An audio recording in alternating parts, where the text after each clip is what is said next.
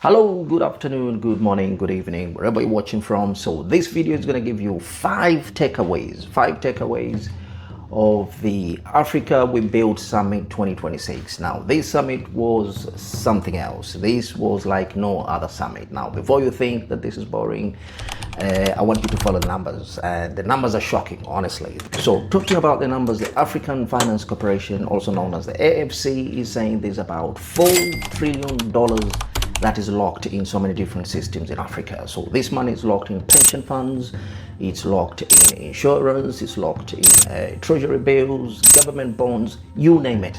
Okay, so if you look at that number, $4 trillion, that is a lot of money. Just to give you context, $4 trillion is bigger than Germany's GDP. And when you look at individual economies, it's even bigger than India's economy. Just the $4 trillion that is locked in these African facilities. It's even bigger than the United Kingdom, which is about 3.81. It's bigger than France, about 3 point something. It's bigger than most of these EU economies. So this is such a big deal. So point number one to take away from the Africa We Build conference in 2026 is that Africa is shifting from talking about potential to demanding execution. So the repeated message from nearly every speaker was that Africa has spent too long described as the continent of potential. You know, leaders say potential means nothing without the roads, without the railways, without refineries, without factories, without jobs, without systems, and just to be told that Africa has potential, that is not enough. So you could see from the tone of a lot of these business leaders that Africa means business. And while other countries, are busy starting wars and dodging bullets or whatever it is, Africa seems to be on the right path, steadily growing together. So this is what everyone else has been talking about. Africa, why can't Africa unite? Why can't we all get together? And finally, this seems to be one of those things it's like a dream come true, basically. Listening to this conference, this was something that is inspiring, and we only hope that most of the things that we discussed in this particular conference comes to fruition sooner or later.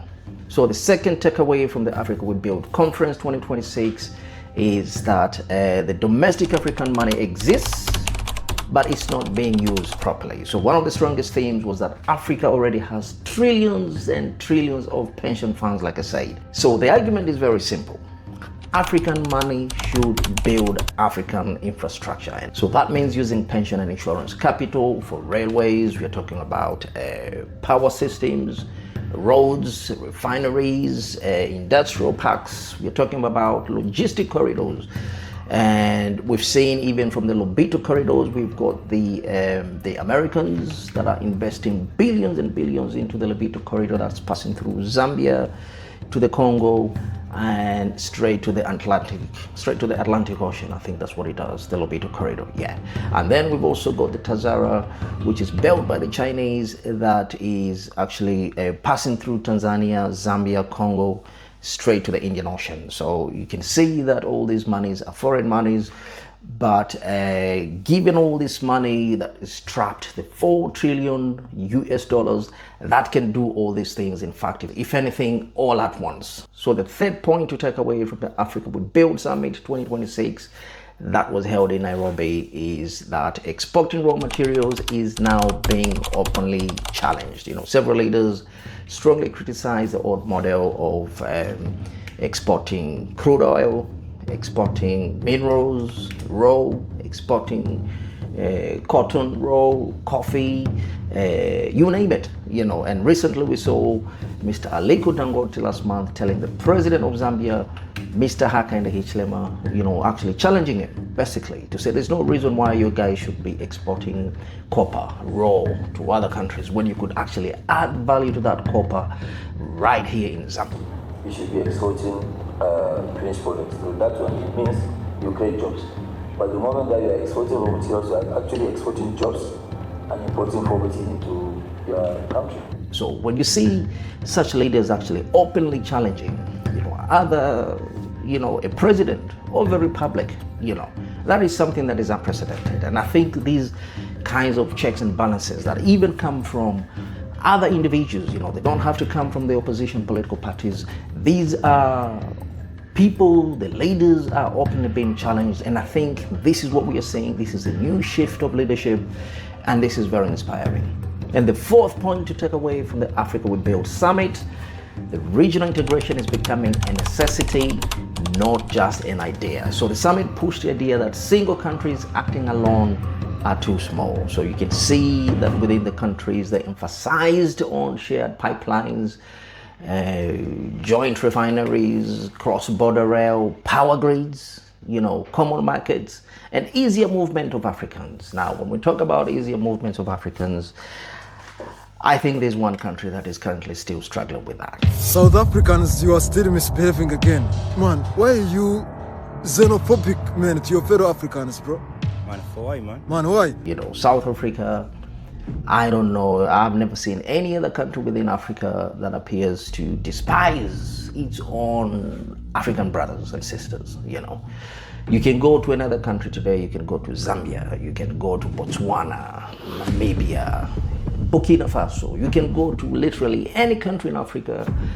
You won't see other Africans being treated as bad as we've been seeing recently in the media, where you see those recently, I think it was a Ghanaian man that was slapped. He was mistreated, physically harmed for just doing business in South Africa. I think he had the right papers. I'm not sure about that.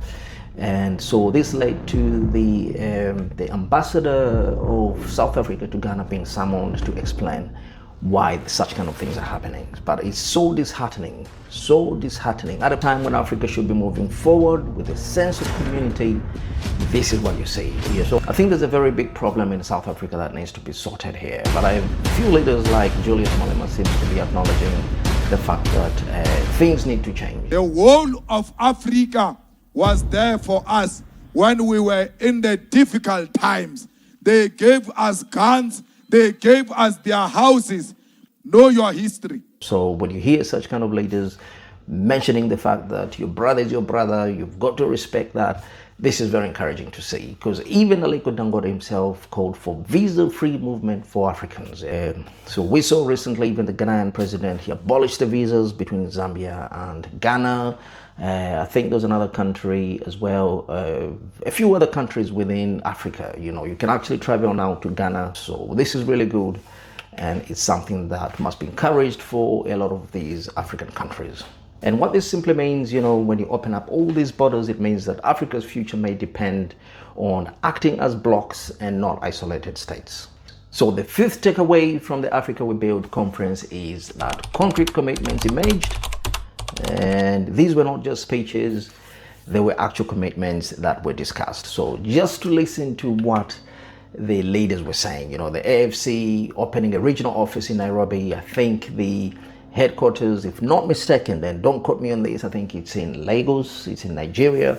So they've now opened up another regional office in Nairobi, and Kenya is increasing investment into African finance institutions. So we saw the commitment by Kenya to increase investments into African finance institutions, where the president of Kenya, Mr. William Ruto, and the president of Uganda, as well as Mr. Dangote, saying if government aligns, then the refinery projects in Tanga in Tanzania could be built within 4 to 5 years. My commitment today here is that if we agree with the 3-4 governments here about the refinery, we will lead and will make sure that that refinery is built within the next 4 or 5 years. Now, how beautiful is that? So we're talking about regional changes, big changes within the region. So in conclusion, this summit was less about ideology and more about economic self-determination through infrastructure and industry. I think the hidden message was very clear. Africa is tired of being a source of raw materials for others. Now some leaders want Africa to become a producer. They want Africa to become a processor. They want Africa to become a financier and industrial power itself. Because if you really look at it, Africa has the potential. It has the potential, like we've said, $4 trillion United States dollars sitting right there. Which, if that could be unlocked, that will be something that will be unprecedented. So thanks for watching, and if this is your first time, consider subscribing to this channel. Then we can always hook up and build a community to ourselves, because these are important matters that we'll be looking at, and we'll be following a lot of these stories to do with African development, African politics, and African geopolitics. So until then, we'll see you in the next one. Thank you.